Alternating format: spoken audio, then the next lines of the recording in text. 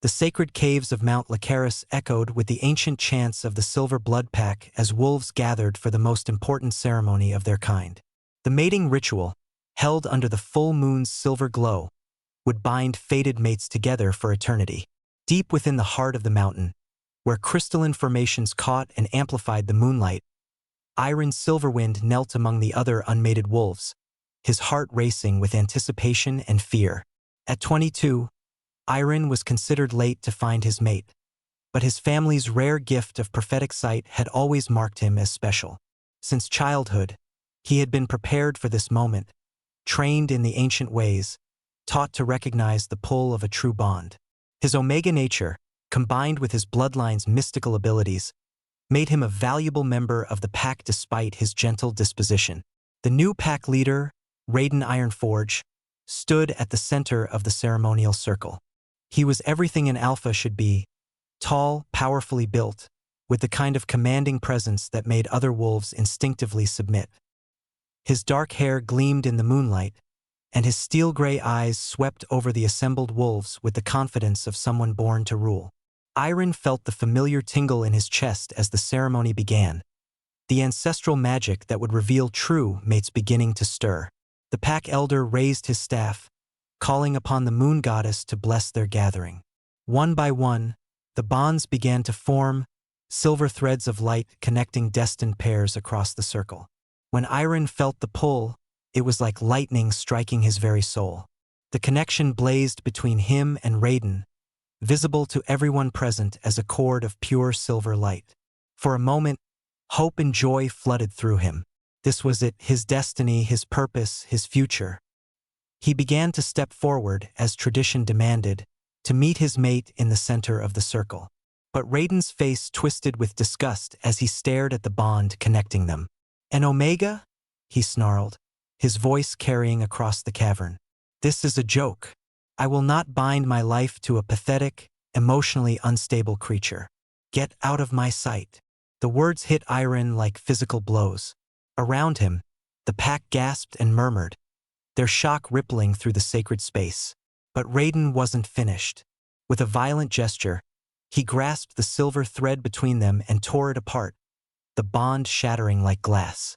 The pain was indescribable. Iron collapsed to his knees as agony ripped through his chest, the severed bond leaving jagged wounds in his soul. Through his gift, he could feel the pack's emotions. Embarrassment, pity, disapproval. Some were angry at Raiden's public cruelty, but more were uncomfortable with the idea of their alpha being mated to an Omega. "Remove his pack token," Raiden commanded coldly. "He is no longer welcome here." Iron's world crumbled as the elder approached, reluctance clear on his weathered face. The silver token that marked him as a member of the Silver Blood Pack, worn since childhood, was torn from his throat. With it went his name, his status, his home, his family. He was nothing now, a packless Omega, cast out and dishonored. "Please," Iron whispered, but no one would meet his eyes. Even his own family turned away, unable to bear the shame of association with a rejected mate. In the days that followed, Iron learned the true meaning of exile. He was given no provisions, no shelter, no means of survival. The pack territory that had been his home for 22 years was now forbidden to him. He wandered into the mountain forests with nothing but the clothes on his back and the crushing weight of rejection in his heart. The wilderness was unforgiving. Without pack protection, Iron had no access to hunting grounds or safe shelters. He survived on berries and stream water, growing weaker with each passing day. His Omega nature, designed for nurturing and support within a pack structure, struggled with the harsh reality of solitary survival. The worst part wasn't the hunger or the cold. It was the emotional devastation. The severed mate bond had left him incomplete, a constant ache that colored every moment. He found himself avoiding other supernatural beings, knowing that the scent of rejection clung to him like a scarlet letter. 3 weeks into his exile, as winter's grip tightened on the mountains, Iron collapsed beside a frozen stream.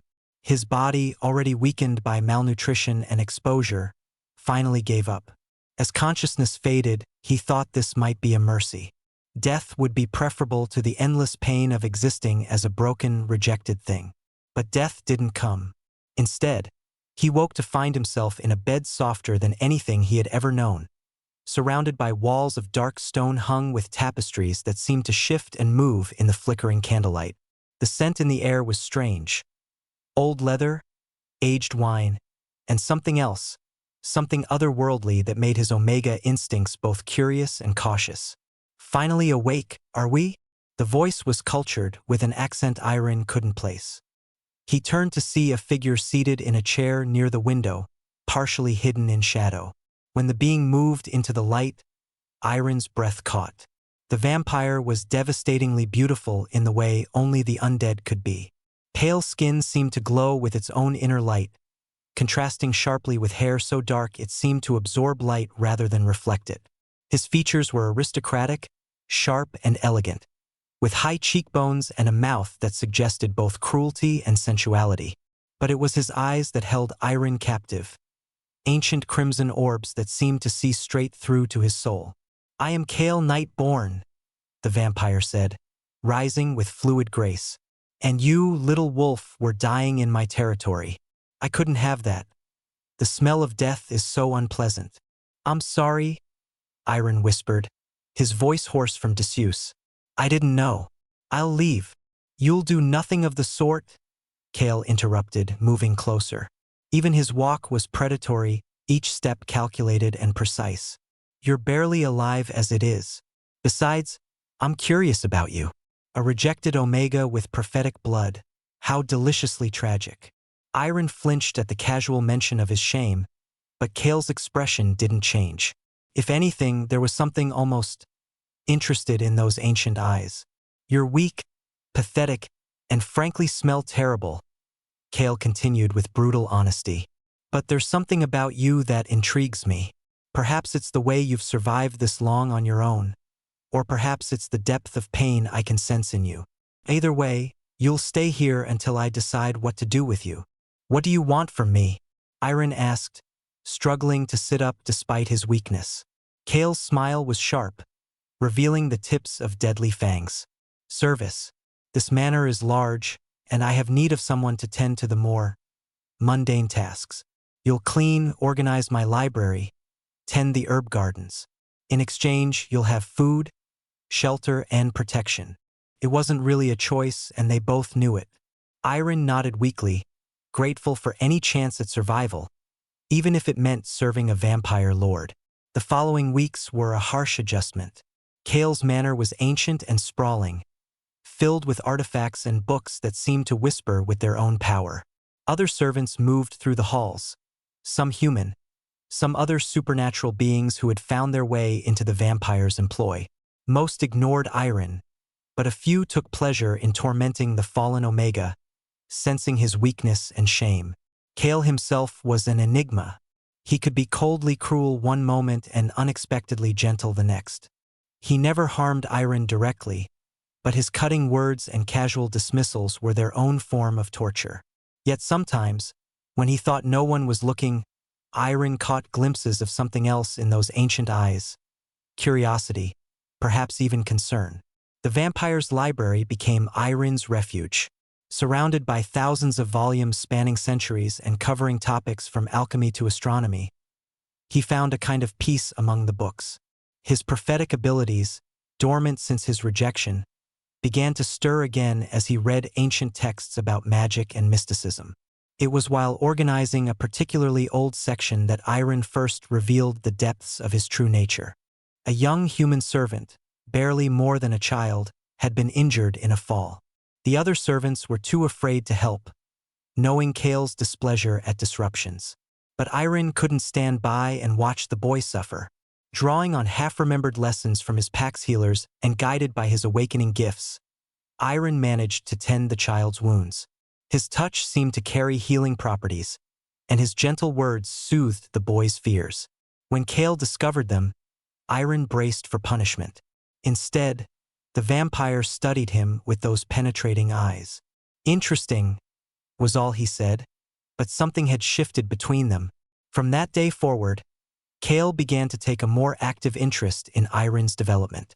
He provided books on healing arts, on the history of werewolf magic, on the delicate balance between different supernatural species. Their conversations, once limited to orders and acknowledgments, began to extend into the evening hours. "You're not what I expected," Kael admitted one night as they sat in his study, the fire casting dancing shadows on the walls. "When I found you, I thought you were just another broken Omega, good for little more than menial labor. But you have depths I didn't anticipate." Iron looked up from the ancient tome he'd been translating. "I'm still the same person who was rejected and cast out." "Are you?" Kael's gaze was intense. "The Omega I found was barely alive, consumed by shame and self-pity. The man sitting before me now has strength, purpose, compassion. Perhaps your former Alpha was too blind to see what he was discarding." The words stirred something in Iron's chest.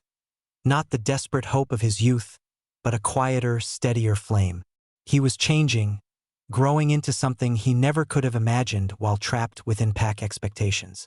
As winter gave way to spring, their relationship continued to evolve.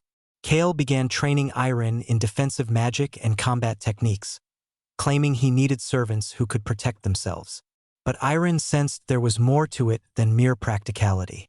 The vampire was investing in him, nurturing abilities that went far beyond what was necessary for a servant. The turning point came during a late spring storm. Iron had been returning from the herb gardens when he heard crying coming from the forest at the edge of Kael's territory. Despite the danger of venturing outside the manor's protections, he followed the sound and found something extraordinary. A child, no more than 7 years old, huddled beneath a fallen tree. But this wasn't an ordinary child. The boy had the distinctive pointed ears and pale skin of vampire heritage, but his eyes were the golden amber of a werewolf. Small wings, still developing, sprouted from his shoulders, and his canine teeth were just a bit too sharp for human standards. He was a hybrid, a being caught between worlds, rejected by both sides of his nature. "Please don't hurt me," the child whispered as Iron approached. "I know I'm not supposed to be here, but I have nowhere else to go." Iron's heart broke at the familiar words, at the fear and desperation in the child's voice. Without hesitation, he gathered the boy into his arms, wrapping him in his cloak to ward off the cold. "What's your name?" he asked gently. "Lynn," the boy replied, clinging to Iron with desperate strength. "My parents, they're dead. The vampires said I was too much wolf, and the wolves said I was too much vampire. Nobody wants me." The echo of his own experience hit Iron like a physical blow. This child was experiencing the same rejection, the same sense of being unwanted and unloved. But unlike Iron, Lynn was still young enough to be saved from the worst of the damage. "I want you," Iron said softly, surprising himself with the certainty in his voice. "If you'll let me, I'll take care of you." Bringing Lynn back to the manor was a risk Iron knew he couldn't take without permission. Kael's territory was carefully controlled, and introducing an unknown hybrid child could be seen as a threat. But as he stood in the vampire's study, holding the sleeping boy in his arms, Iron found courage he didn't know he possessed. "I know I have no right to ask," he began, "but this child needs sanctuary. He's like me, rejected, abandoned, with nowhere to go. I'll take full responsibility for him. If you need to punish someone for bringing him here, punish me." Kael studied them both with those ancient eyes, his expression unreadable. For long moments, the only sound was the crackling of the fire and Lynn's soft breathing. "A hybrid," the vampire finally said. "Vampire and werewolf blood. The other houses will not approve." "I don't care about the other houses," Iron replied with a strength that surprised them both. "I care about this child who has done nothing wrong except exist." Something shifted in Kael's expression. Surprise, perhaps, or approval. "You would risk everything for him?" "Yes. Even though he could bring danger to this house? Even though his presence might make enemies of both vampires and werewolves?" "Yes." Kael was quiet for another moment, then nodded slowly. "Very well. The child may stay, but he is your responsibility completely. You will feed him, clothe him, educate him, and ensure he causes no trouble within my domain. Relief flooded through Iron so intensely he nearly collapsed. "Thank you," he whispered. "I won't let you regret this." "See that you don't," Kael replied, but his tone was softer than usual. As Iron turned to leave with Lin, the vampire's voice stopped him. "Iron." It was the first time Kael had used his name rather than referring to him as Omega or servant. "You've surprised me again. Perhaps there's more strength in you than even you realize." Caring for Lin brought out aspects of Iron's nature that had been dormant since his exile. His protective instincts, his nurturing Omega traits, his deep capacity for love, all of these flourished as he devoted himself to the hybrid child's well-being. Lin was bright and curious, eager to learn about both sides of his heritage. Iron taught him about werewolf traditions and pack dynamics, while Kael, somewhat reluctantly at first, began instructing the boy in vampire etiquette and basic magic. The child's unique nature allowed him to bridge the gap between the two supernatural species in ways that fascinated both of his guardians.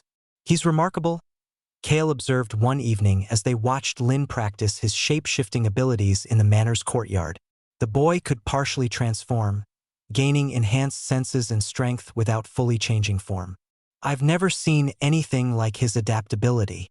"He's special," Iron agreed, pride evident in his voice. "Both sides of his nature complement each other rather than conflicting. He's not torn between two worlds. He's creating a third one, uniquely his own." "Much like someone else I know," Kael said quietly, his gaze shifting to study Iron's profile. Their eyes met, and Iron felt something electric pass between them.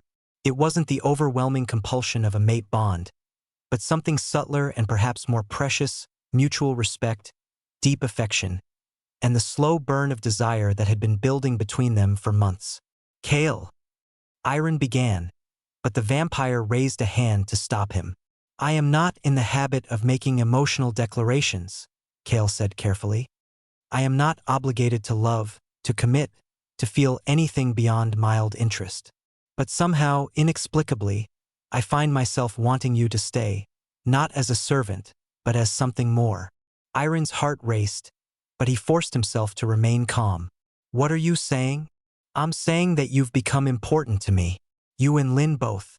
This manor hasn't felt like a home in centuries, but with you here." Kael trailed off, seeming almost vulnerable for the first time since Iron had known him. "With me here," Iron prompted gently. "With you here it feels alive again. You've brought warmth to these cold halls, purpose to my endless existence. I don't know what to call what we have, but I know I don't want to lose it." Before Iron could respond, alarms began ringing throughout the manor. The magical wards that protected Kael's territory were under attack, and the signature of the intruders was unmistakably werewolf. "They've found you," Kael said grimly, his expression hardening back into the mask of the dangerous predator. "Your former pack has come calling." Through the manor's windows, they could see torches approaching through the forest. Dozens of werewolves surrounded the estate, their eyes glowing in the darkness. At their head walked a figure Iron recognized all too well, Raiden Ironforge, the alpha who had rejected him so cruelly. "Kael Nightborn," Raiden's voice carried across the courtyard, amplified by alpha authority. "We know you harbor stolen property. Return the Omega to us, and we'll consider your debt paid." "Stolen property?" Kael's laugh was cold and dangerous as he stepped onto the manor's front steps. "I found a dying creature in my territory and showed mercy. If that constitutes theft in your backward pack mentality, then perhaps you need to reconsider your definitions." "The Omega belongs to our pack," another wolf called out. "He was born silver blood, and silver blood he remains, regardless of his current circumstances." Iron felt Lin press close to his side, the child's hybrid senses picking up on the danger. "Are they going to take you away?" Lin whispered, fear evident in his voice. "No," Iron said with quiet certainty. "I'm not going anywhere." He stepped forward, moving to stand beside Kael on the manor steps. The action was symbolic. He was choosing his place, his loyalty, his future, not as property to be claimed, but as an individual making his own decisions. You gave up any claim to me when you tore our bond apart, Iron called out to Raiden, his voice carrying clearly across the courtyard. I am no longer the broken Omega you cast out. I owe you nothing, and I choose to remain here. Raiden's face twisted with rage. You think hiding behind a vampire makes you strong? You're still the same pathetic creature I rejected. The pack is willing to take you back. Show proper gratitude. Take me back. Iron's laugh held echoes of Kael's dangerous amusement. Why would I want to return to people who threw me away the moment I became inconvenient? I found something here worth more than pack loyalty. I found respect, purpose, and love freely given. Love. Raiden spat. A vampire doesn't love, they collect. You're nothing but a pretty toy he'll discard when he grows bored. The insult to both him and Kael sparked something fierce in Iron's chest. His prophetic abilities, stronger now than they'd ever been, showed him flashes of possible futures. Violence, bloodshed, loss. But also something else, victory, not through strength alone, but through the power of chosen bonds over blood ties. Then let me show you the difference between a bond freely chosen and one demanded by force, Iron said, power beginning to gather around him like silver mist. What followed was unlike any confrontation in supernatural history. Instead of meeting violence with violence, Iron used his enhanced prophetic abilities to anticipate and counter every attack, protecting not just himself and his chosen family, but even some of the wolves who had come to drag him back. His compassion in the face of their aggression confused and disarmed many of the pack members. When he healed a young wolf who had been injured in the battle, several others began to question why they were fighting someone who clearly bore them no ill will. Kael fought beside him with deadly grace, but it was clear that Iron had become something more than either a servant or a protected dependent. He was a partner, an equal, someone capable of holding his own ground while working in perfect harmony with the vampire lord. The battle's turning point came when Raiden, frustrated by his pack's wavering loyalty, challenged Iron to single combat. If you're so strong now, face me alone. Winner takes all, your freedom if you win, your return to the pack if you lose. And if I refuse? Iron asked. Then I'll kill everyone in this manner, starting with the abomination you've adopted. The threat to Lin sealed Iron's decision. He stepped forward, but before he could accept the challenge, Kael moved to block his path. I won't let you face him alone, the vampire said quietly. You don't have a choice, Iron replied with gentle firmness. This is my past to settle, my future to claim. Trust me. The look that passed between them spoke of deep understanding, of faith that went beyond mere affection. Kael stepped aside, though every line of his body spoke of his reluctance to do so. The duel that followed was brief but decisive. Raiden fought with brute strength and alpha dominance, but Iron had been transformed by his experiences. He moved with fluid grace, guided by prophetic insight and powered by the certainty of protecting those he loved. When the Alpha's final attack came, Iron didn't meet it with violence. Instead, he caught Raiden's wrist and, using his enhanced empathic abilities, showed the Alpha exactly what his rejection had cost. Not just Iron's pain, but the loss of what could have been a powerful partnership, the damage done to pack unity, the missed opportunity for growth and change. Raiden collapsed to his knees, overwhelmed by the emotional backlash. Around the courtyard, pack members who had felt the echo of that psychic sharing began to understand the true scope of their Alpha's failure. I could destroy you, Iron said quietly, standing over the fallen Alpha. I could tear apart your mind the way you tore apart our bond. But that would make me no better than you. He stepped back, his voice carrying to every wolf present. Instead, I forgive you, not because you deserve it, but because holding on to anger would poison everything good I've built here. The pack's reaction was immediate and decisive. Several wolves knelt, showing submission not to their alpha but to Iron, recognizing the strength and wisdom he had gained. Others simply turned and walked away, no longer willing to follow a leader who had shown such poor judgment. Raiden himself seemed broken by the experience, his alpha arrogance shattered by the confrontation with Iron's transformed nature. When he finally spoke, his voice was hoarse with defeat. "What are you now?" he whispered. "I'm someone who learned that strength comes from choosing to love, not from demanding to be loved," Iron replied. "I'm someone who found family in unexpected places and discovered that home isn't a place. It's people who choose to stay with you." As the remnants of the silver blood pack retreated into the forest, Kael approached Iron with something like wonder in his ancient eyes. "You spared them," the vampire observed. "Even after everything they did to you, you chose mercy." "Mercy for them," Iron agreed. "But more importantly, freedom for us. I'm no longer defined by their rejection or bound by their expectations. I'm exactly who I choose to be." Lin ran to them both, throwing his arms around Iron's waist and reaching for Kael's hand. The image they made, Vampire Lord, Reformed Omega, and Hybrid Child, should have been impossible by every rule of supernatural society. Instead, it felt perfectly right. "So," Kael said, his usual composed demeanor slipping to reveal genuine emotion, "what happens now?" Iron considered the question, his prophetic abilities showing him glimpses of possible futures. In all of them, the three of them remained together, building something new and unprecedented. "Now we go home," he said simply, "and we build the life we want, not the one others think we should have." That night, after Lin had been tucked into bed with stories of brave heroes and chosen families, Iron and Kael found themselves alone in the vampire's study. The fire had burned low, casting everything in soft, intimate shadows. "I have something to say," Kael began, his usual eloquence seeming to desert him. "Something I've never said to anyone in over 8 centuries of existence." Iron waited patiently, sensing the importance of the moment.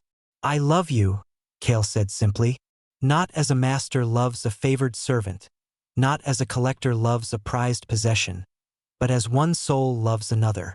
I don't know all the customs or expectations that come with such feelings, but I know I want to spend whatever time we have learning them together." The declaration, so long in coming, filled Iron with warmth that had nothing to do with the fire. "I love you too," he replied. "Not because I need saving or protection, but because you saw who I could become and helped me find the strength to become it." Their first kiss was gentle, tentative, a question asked and answered without words. But as they came together, Iron felt something settle into place in his chest. Not the desperate bond of fated mates, but something deeper and more precious. The conscious choice to love and be loved, to build something together that was uniquely theirs. In the months that followed, their unusual family continued to grow and evolve. Iron established a sanctuary for rejected omegas and displaced supernatural beings, combining werewolf healing traditions with vampire magical knowledge to create something entirely new. Kael provided funding and protection, but more importantly, he supported Iron's vision of a world where outcasts could find belonging. Lin thrived in this environment, his unique heritage allowing him to serve as a bridge between different supernatural communities. He showed other hybrid children that they didn't have to choose between sides of their nature. They could embrace all of who they were. The formal adoption ceremony took place on the anniversary of the night Iron had found Lin in the forest. Surrounded by the small community they had built, other rescued omegas, reformed vampires seeking redemption, and various supernatural beings who had found refuge in their sanctuary, they declared their commitment to each other as a family. "I take you as my son," Iron said, placing his hands on Lin's shoulders. "Not by blood, but by choice. Not because you need me, but because I need you to make my family complete." "And I take you as my father," Lin replied, his young voice steady with certainty. "You saved me when no one else would, and you taught me that family isn't about what you are. It's about who you choose to love." Kael stepped forward, his usually composed expression soft with emotion. "And I take you both as my family. I may not understand all the customs or traditions, but I understand love, and I choose to love you both for as long as I exist." The ceremony was witnessed not just by their community, but by representatives from various supernatural factions who had come to respect what they were building. Even some members of Iron's former pack attended, having recognized the wisdom in his path. That evening, as they sat together on the manor's terrace watching the sunset paint the sky in brilliant colors, Iron reflected on the journey that had brought them to this point. "Do you ever regret it?" Kael asked, as if reading his thoughts. "The life you might have had if things had been different?" Iron considered the question seriously, his prophetic abilities showing him glimpses of what could have been. A traditional pack life, bound to an alpha who saw him as a possession rather than a partner, limited by expectations and conventions. "No," he said finally, reaching for Lin's hand while leaning into Kael's solid presence.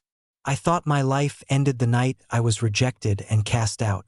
But it turns out that was just when it really began." Lin looked up at both his fathers with the wisdom that seemed to come naturally to hybrid children. "Maybe the best families aren't the ones you're born into," he said thoughtfully. "Maybe they're the ones you choose, and who choose you back." "Wise words from a wise son," Kael said, ruffling the boy's hair with uncharacteristic tenderness. As the stars began to appear in the darkening sky, Iron felt a deep sense of peace settle over him. He had lost the life he thought he wanted, only to find the life he never knew he needed. In place of a mate bond forced by fate, he had chosen love freely given and freely received. Instead of a pack bound by blood and tradition, he had built a family united by choice and mutual respect. The rejected Omega had become a protector of the vulnerable. The ancient vampire had rediscovered the capacity for love, and the abandoned hybrid child had found parents who celebrated rather than condemned his unique nature. Together, they had created something unprecedented in supernatural society. A family that transcended species, prejudice, and expectation. And in the years that came, their example would inspire others to look beyond traditional boundaries, to consider that strength might come from diversity rather than conformity, and that love, freely chosen and consciously nurtured, was the most powerful magic of all. The prophecy that Iron had been born to fulfill wasn't about finding his fated mate or serving his birth pack. It was about showing the supernatural world that family, love, and belonging could be chosen rather than simply accepted, and that sometimes the greatest strength came from those who had been considered the weakest. Under the silver light of the full moon, as Lin practiced his shape-shifting abilities in the garden, while his fathers watched with pride and affection, the future stretched out before them bright with possibility. They had faced rejection, exile, and the threat of destruction, only to emerge stronger and more united than any bond of blood or fate could have made them. This was their happy ending, but more importantly, it was their beginning. The start of a legacy that would reshape how supernatural beings understood family, love, and the true meaning of strength. The rejected Omega, the ancient vampire, and the hybrid child had found each other against all odds, and in finding each other, they had found themselves. Their love story would be told for generations, not as a tale of fate or destiny, but as proof that the greatest love was always a choice, made new each day, and that the strongest families were built not on blood, but on the decision to love unconditionally and without reservation. In a world that had told them they didn't belong, they had created their own place, their own rules, and their own definition of home. And that, Iron thought as he watched his beloved vampire lord teaching their adopted son the finer points of diplomatic etiquette while secretly slipping him extra dessert, was the most beautiful magic of all. 5 years later, the sanctuary had grown beyond anything Iron could have imagined in those early days. What had started as a simple haven for outcasts had evolved into a thriving community that challenged every preconception about how supernatural beings could coexist. The manor grounds now housed over 100 residents, with new buildings constructed to accommodate families of mixed heritage, workshops for various crafts and trades, and training facilities where different species could learn from each other. Iron stood on the balcony of what had become their private quarters, watching the morning bustle of their community. In the courtyard below, a group of young werewolves were learning defensive magic from a vampire instructor, while nearby, a coven of witches taught herbalism to anyone interested. The sight never failed to fill him with wonder and pride. "You're brooding again." Kael's voice came from behind him, warm with affection and amusement. "Not brooding," Iron replied, leaning back against his mate's solid chest as strong arms encircled his waist. "Reflecting. There's a difference. MMM." Kael pressed a kiss to the top of Iron's head, a gesture that had become as natural as breathing over the years. And what profound thoughts are occupying that beautiful mind of yours this morning? I was thinking about how much has changed. 5 years ago, I was a broken Omega with nothing but the clothes on my back. Now look at all this. Iron gestured toward the bustling community below. Sometimes I wonder if I'm dreaming. If you are, then I'm sharing the same dream, Kael murmured against his ear. And I have no desire to wake up. Their moment of quiet intimacy was interrupted by the sound of running footsteps. Lin burst through the balcony doors, his 12-year-old frame showing the promise of the tall, strong man he would become. His unique heritage was more pronounced now that he was older. His vampire-pale skin contrasted beautifully with his werewolf golden eyes, and the small wings that had seemed almost decorative as a child had grown into functional appendages that allowed him limited flight. "Papa, Dad, you need to come quickly," Lin said, using the names he'd chosen for his two fathers. Iron was Papa, the nurturing Omega who had first saved him, while Kael was Dad, the protective provider who had given them both a home. "What's wrong?" Iron asked immediately, his parental instincts triggering at the urgency in Lin's voice. "There's a delegation at the gates.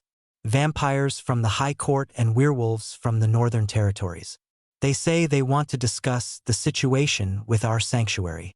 Kael's arms tightened around Iron, and even without his enhanced empathic abilities, Iron could feel the tension that suddenly radiated from his mate. The High Court was vampire aristocracy at its most traditional and hidebound, while the Northern Territories were known for their strict adherence to old werewolf ways. Neither group had ever approved of their sanctuary's existence. "How many?" Kael asked, his voice taking on the cold authority Iron remembered from their first meeting. 12 vampires, maybe 15 wolves. They're flying banners of truce. But Lin hesitated. "But," Iron prompted gently, "but I can smell their fear and their anger. They're scared of what we represent, but they're trying to hide it behind official business." Iron felt proud of his son's perceptiveness. Lin's hybrid nature gave him insights into both species that proved invaluable in situations like this. "We'll meet with them," he decided, "but on our terms, in our space." "Are you certain?" Kael asked quietly. "We could refuse to see them. This is our territory, our sovereignty. And that's exactly why we need to meet with them," Iron replied. "We've built something here that challenges their entire worldview. They're probably terrified that our example might inspire others to question the old ways. The best way to handle fear is with transparency and strength." An hour later, they stood in the sanctuary's main hall, a space that had been designed to accommodate gatherings of mixed species. The ceiling was high enough for those with wings, the lighting was adjustable for vampire comfort, and the acoustics were perfect for werewolf hearing. Everything about the room spoke of inclusion and careful consideration for different needs. The delegation was impressive and intimidating in equal measure. The vampire contingent was led by Lord Aldrich Ravencrest, a being so ancient that his age was measured in millennia rather than centuries. His pale skin seemed to glow with inner power, and his eyes held the kind of wisdom that came from watching civilizations rise and fall. The werewolves were headed by Alpha Supreme Magnus Ironheart, a massive man whose presence dominated the room even in human form. "Lord Nightborn," Aldrich spoke first, his voice carrying the weight of ages. "We have come to discuss the irregularities in your territory." "Irregularities?" Kael's tone was deceptively mild, but Iron could feel the dangerous power coiling beneath his mate's civilized exterior. "I'm afraid I don't understand. My territory is well-maintained and poses no threat to anyone." "Your territory harbors abominations," Magnus interjected, his alpha authority making the words carry like a physical force. "Hybrids that should not exist, bonds that violate natural law, a mixing of bloodlines that threatens the purity of our species." Lin stepped forward, his young face calm despite the insult. "Abomination is a strong word, Alpha Supreme. What exactly makes me an abomination? The fact that I exist? The fact that I'm happy? The fact that I have parents who love me?" The direct challenge from a child, especially a hybrid child, clearly caught both leaders off guard. Aldrich's ancient eyes narrowed as he studied Lin with newfound interest. You speak boldly for one so young, the vampire lord observed. But boldness does not change the fundamental wrongness of your nature. You are neither vampire nor werewolf, belonging to neither species, accepted by none. With respect, Lord Ravencrest, Iron said, stepping up beside his son. Lynn is accepted by the people who matter, his family and his community. The fact that your traditional hierarchies have no place for him says more about the limitations of those hierarchies than about my son's worth. Your son. Magnus' laugh was harsh. You claim parentage over a creature that shares none of your blood? This is the madness we've come to address. Natural bonds are being perverted, bloodlines corrupted. The very foundation of our societies undermined. The foundation of your societies, Kael corrected, his voice dropping to a tone that made several of the delegation members step back involuntarily, is fear. Fear of change, fear of growth. Fear of admitting that perhaps there are better ways to organize communities than through rigid hierarchies based on accident of birth. You speak of better ways? Aldrich's composure cracked slightly, revealing the fury beneath. You, who have gathered every reject and misfit from across the supernatural world. You call this chaos and improvement. I call it evolution, Iron replied calmly. We've created a community where an individual's worth is measured by their actions and character, not their bloodline or species, where families are formed by choice and love rather than duty and tradition, where strength comes from diversity rather than conformity. And what has this evolution produced? Magnus demanded. What great achievements can you point to that justify overturning millennia of proven social order? The question was clearly meant to be rhetorical, but Iron had an answer ready. With a gesture, he indicated the various members of their community who had gathered to witness the confrontation. Elena Moonweaver, formerly a rejected Omega from the Eastern Pax, now one of the most skilled healers in the region, whose techniques combine werewolf and vampire medical knowledge. Marcus Shadowborn, a vampire cast out by his coven for refusing to feed on unwilling humans, now develops synthetic blood alternatives that have revolutionized vampire nutrition. Sarah Brightwind, a witch whose mixed heritage made her unwelcome in traditional covens, now teaches young magic users how to blend different traditions safely. He paused, letting the example sink in. Each of these individuals was considered worthless by their birth communities. Here, they found not just acceptance but the freedom to develop their full potential. The achievements you ask about are walking among us, living proof that your proven social order wastes immense amounts of talent and potential. Pretty words, Magnus growled, but you're still promoting the breakdown of species barriers that exist for good reason. Hybrids are unstable, dangerous. Mixed communities lead to conflict and chaos. Then explain my son, Iron challenged. Lynn is the most stable, well-adjusted child I've ever known. His hybrid nature doesn't make him conflicted. It makes him uniquely equipped to understand and bridge different perspectives. As for conflict and chaos, when was the last time our community had a serious internal dispute? When did we last need to resolve conflicts through violence or dominance displays? The delegation leaders exchanged glances, clearly unprepared for such direct rebuttals to their objections. It was Lord Aldrich who finally spoke, his ancient voice carrying a note of something that might have been curiosity. You claim stability, but your community is barely 5 years old. What happens when your hybrid children reach maturity? What happens when the novelty wears off and old prejudices resurface? What happens when you face a real crisis that tests these bonds you claim are stronger than blood? We've already faced that test, Kael interjected, his memories clearly returning to the confrontation with Iron's former pack. When Iron's birth pack came to reclaim him by force, our community stood together. Vampires and werewolves, mages and shapeshifters, all united in defending something they valued more than old loyalties or species solidarity. One battle does not prove long-term stability, Magnus argued, but his tone had lost some of its earlier certainty.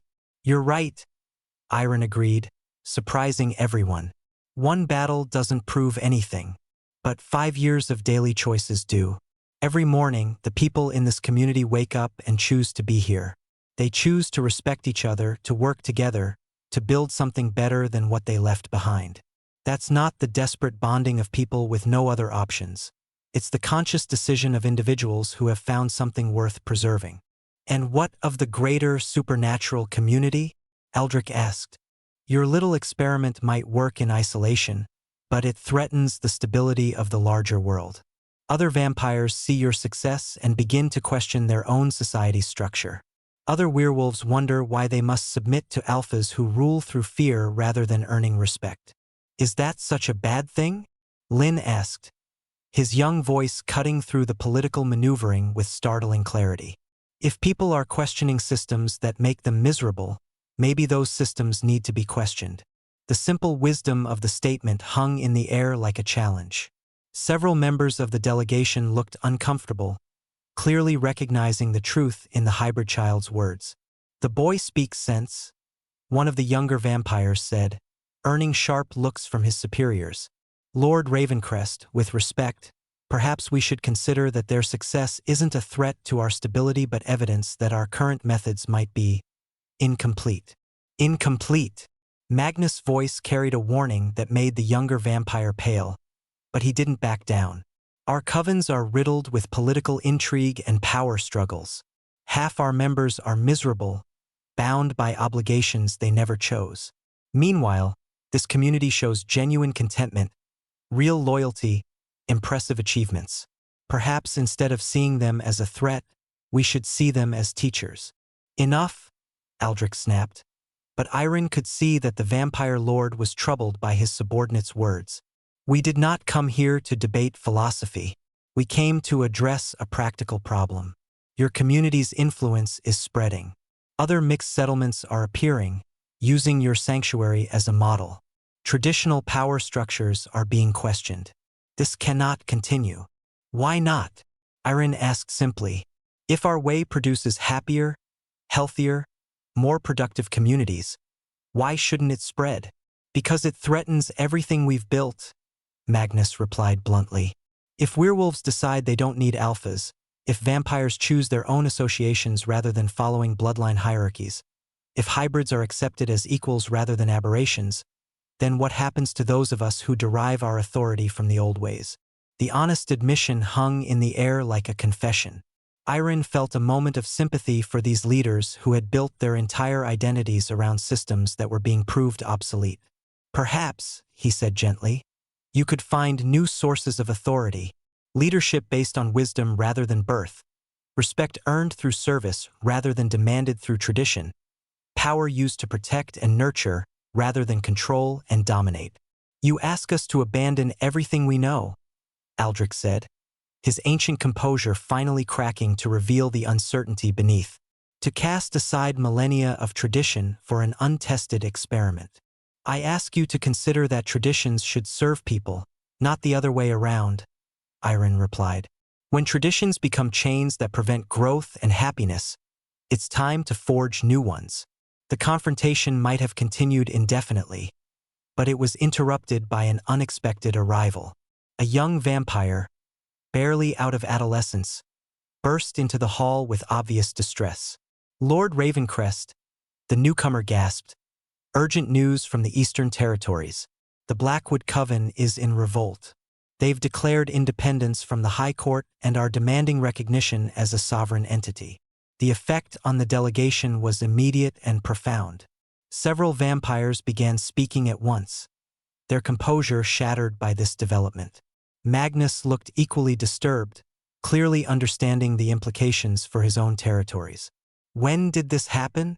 Aldrich demanded, his political instincts overriding his shock. 3 days ago, they cited this sanctuary as proof that alternative social structures are possible. They say if hybrids and outcasts can create stability, then surely established vampires can govern themselves without high court interference. Iron exchanged glances with Kael, both of them recognizing the irony. The very delegation that had come to suppress their influence was now dealing with the consequences of that influence spreading beyond their control. You see, Magnus said grimly, turning back to face their hosts. This is exactly what we feared. Your example is destabilizing the entire supernatural world. Our example is showing people that they have choices, Kael corrected. If that destabilizes your world, perhaps your world needed destabilizing. Easy words from someone who won't have to deal with the chaos, Aldrich snapped. Do you have any idea what will happen if every supernatural community decides to reinvent itself? Wars, bloodshed, the collapse of order itself. Or, Lin interjected with the fearless optimism of youth, the birth of something better. Maybe there will be some chaos as people figure things out. But isn't temporary chaos worth it if it leads to permanent happiness?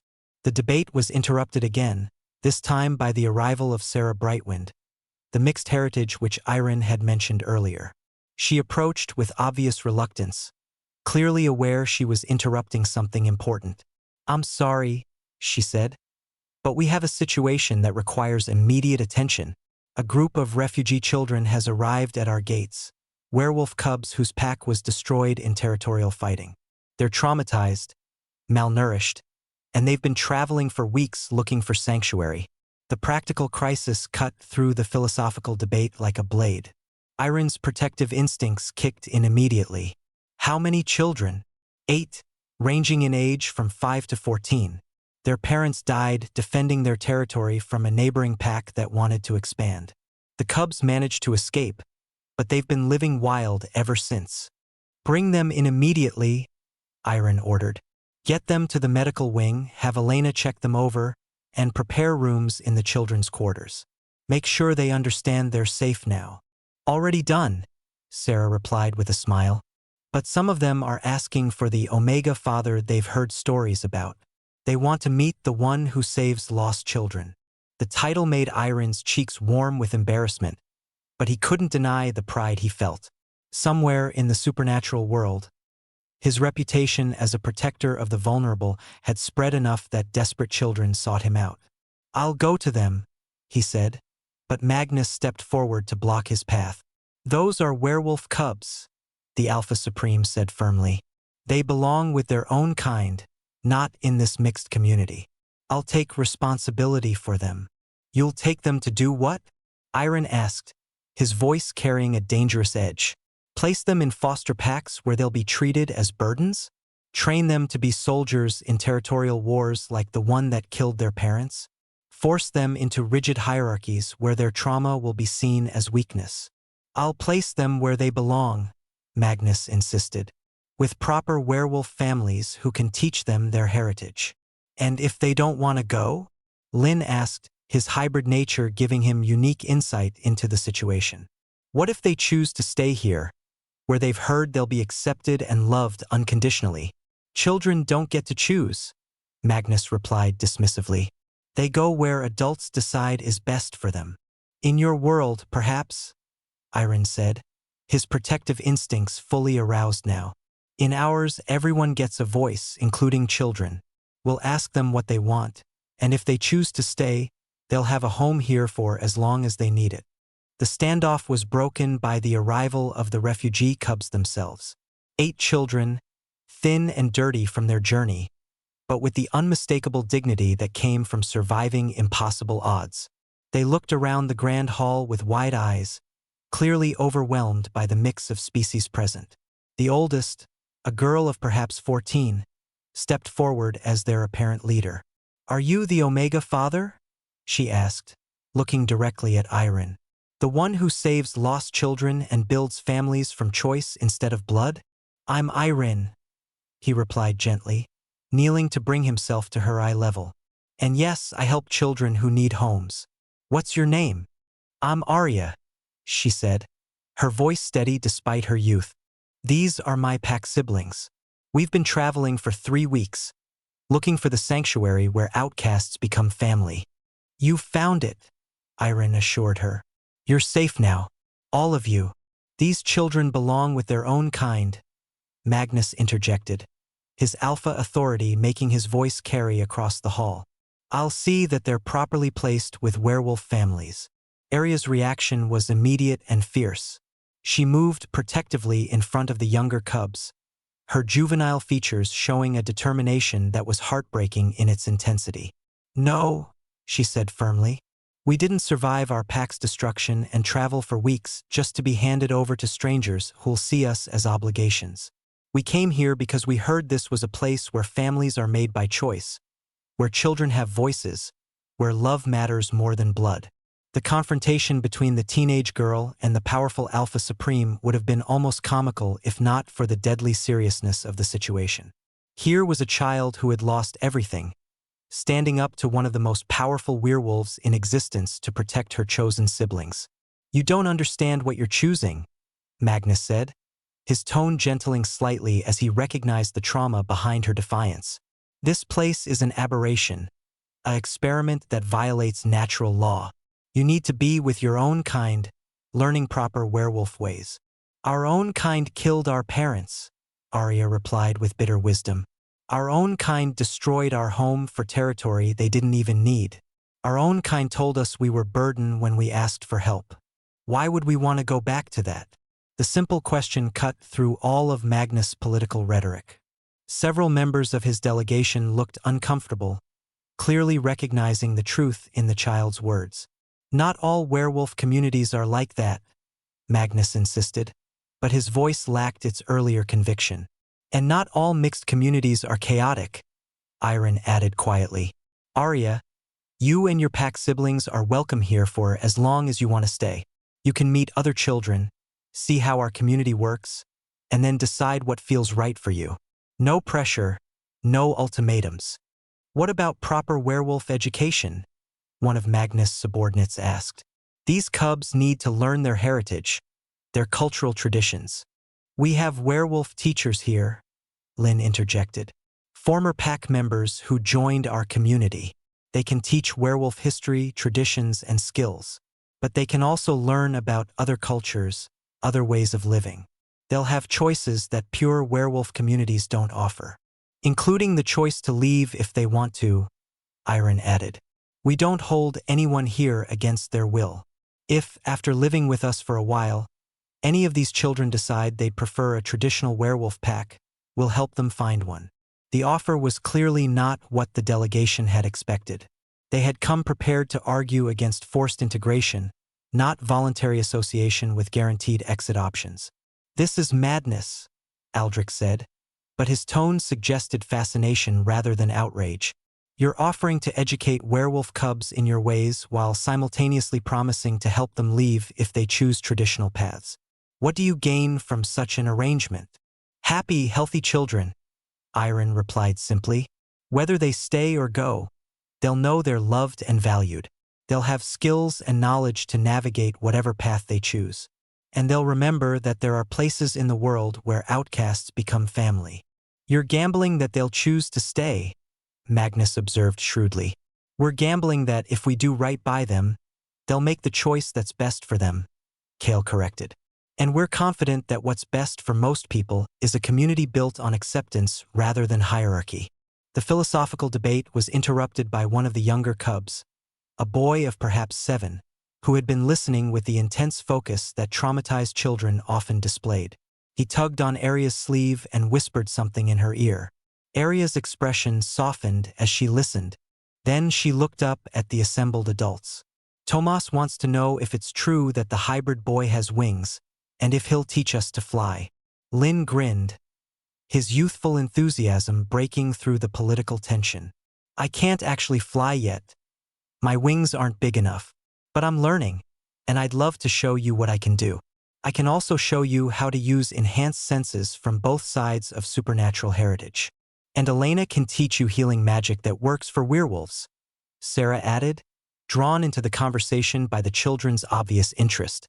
"Marcus has been developing new techniques for controlling transformation during emotional stress. We have resources here that pure species communities simply can't offer. Resources that come at the cost of species purity and traditional values," Magnus said, but his objection sounded increasingly hollow. "What traditional values?" Arya asked with the devastating honesty of youth. "The traditional value of territorial warfare that killed our parents? The traditional value of abandoning cubs who survive pack destruction?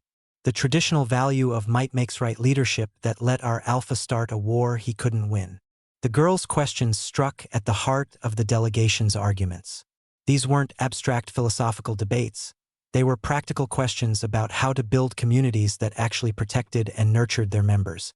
"Perhaps," said one of the younger vampires, "we should observe this community for a time before making final judgments. If their methods produce such articulate, confident children despite traumatic backgrounds, there might be lessons we could learn." "Lord Meridian," Aldrich's voice carried a warning, but the younger vampire pressed on. "With respect, my lord, our current methods aren't producing happy populations. Half the vampires in my region are chronically dissatisfied with their assigned roles. If this community has found ways to create genuine contentment, shouldn't we at least study their techniques?" "Study them for what purpose?" Magnus demanded. "To undermine traditional authority structures even further?" "To improve them," Lord Meridian replied boldly. "To find ways to maintain order while increasing satisfaction. To learn how to create loyalty through inspiration rather than fear." The suggestion created a ripple of discussion among both delegations. Iron could see the appeal of the idea to the younger, more progressive members, while the older, more traditional leaders remained resistant. "What exactly are you proposing?" Kael asked, his political instincts engaging with the potential opportunity. "A formal observation period," Lord Meridian suggested. "Representatives from both communities remaining here for an extended time, studying your methods, documenting your successes and failures. In return, you could send observers to traditional communities to understand our perspectives." "An exchange program," Iron mused, the idea taking shape in his mind. "It could work. We've always been transparent about our methods, we have nothing to hide. And understanding traditional communities better would help us serve refugees from those communities more effectively." "Absolutely not," Magnus said firmly. "I won't legitimize this aberration by participating in formal study programs." "Then don't," Arya said with the brutal simplicity of adolescence. "Stay in your traditional communities that produce orphaned cubs and territorial wars. We'll stay here where children matter more than politics." The dismissal from a 14-year-old clearly stung the Alpha Supreme, but it also seemed to awaken something in him, perhaps a recognition of how his own systems appeared to those who suffered under them. "What guarantees would we have?" he asked slowly, surprising everyone including his own delegation. "What assurance that your observers wouldn't be spies, working to destabilize our communities from within?" "The same assurance we'd have about yours," Iron replied evenly. "Mutual good faith and shared interest in finding what works best for everyone." "And what about the children?" Aldrich asked, gesturing toward the refugee cubs. "They become political pawns in this exchange?" "They become examples of what's possible," Kael corrected. "If our methods help them heal and thrive, that's evidence worth considering. If traditional methods would serve them better, that's also worth knowing." Most importantly, Lin added with the wisdom that came from his unique perspective, they get to choose their own path based on real experience rather than theoretical arguments. The discussion continued for several more hours, with various members of both delegations weighing in on the proposal.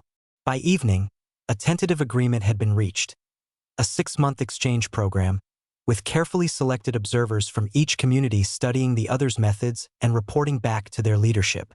It wasn't the dramatic confrontation any of them had expected, but it was perhaps more significant.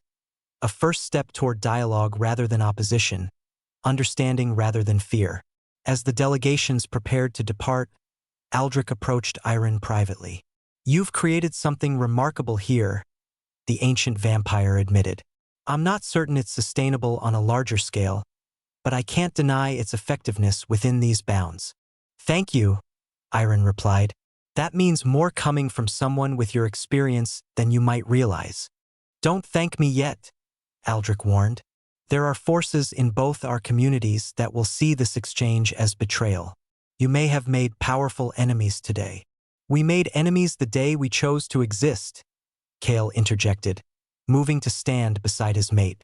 "But we also made allies among those who believe there might be better ways to live." "Indeed," Aldrich mused. "Lord Meridian isn't the only one in my circle who questions our current methods. Perhaps it's time for questions to be asked openly rather than whispered in shadows. After the delegations left, the community gathered for their evening meal, a tradition that had evolved naturally as a way to maintain connections across their diverse population. The refugee cubs were introduced to the other children, their initial shyness quickly overcome by the genuine warmth of their reception. "Do you think it will work?" Iron asked Kael as they watched Lin teaching the newcomers a game that seemed to involve both werewolf pack tactics and vampire stealth techniques. "The exchange program?"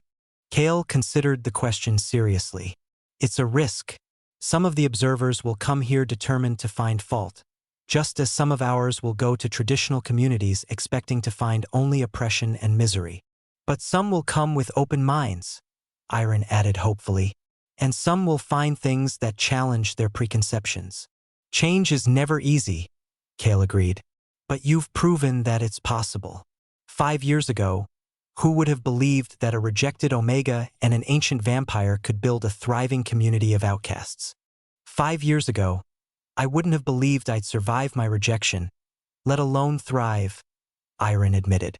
"But here we are, with a son who bridges worlds, a community that proves love is stronger than blood, and apparently a political movement that's spreading across the supernatural world. Are you ready for that level of influence?" Kael asked seriously. "Being the symbol of change means becoming a target for those who profit from the status quo." Iron looked around at their community, former outcasts who had found purpose, traumatized children who were learning to trust again, individuals from different species working together toward common goals. "I'm ready to protect what we've built," he said firmly, "and to help others build something similar if they choose.